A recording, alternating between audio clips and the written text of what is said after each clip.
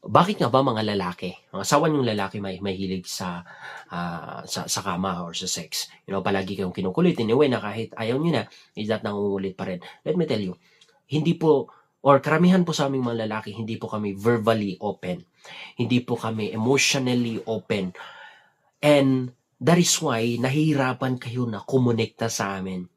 Let me tell you, ang sikreto kung paano kumonekta sa isang lalaki. Kasi whenever na merong connection, you can able to ask anything from him, you can able to tell anything to him, and makikinig yan or ibibigay niya sa'yo.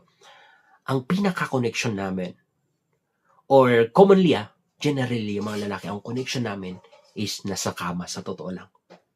Nasa kama. Makinig ka.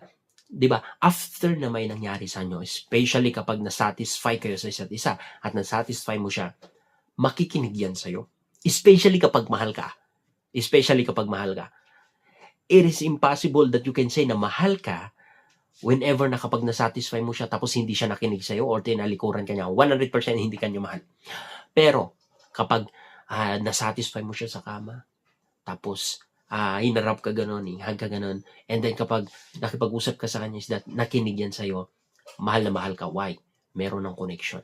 Yun yung actually way, pinaka the best na way if you want to connect with your partner. In that way, diyan mo maaring sabihin nyo kung ano man ang nararamdaman mo, ano man ang plano, ano man ang gusto mo rin, ano man ang opinion mo sa kung ano mang bagay. Okay?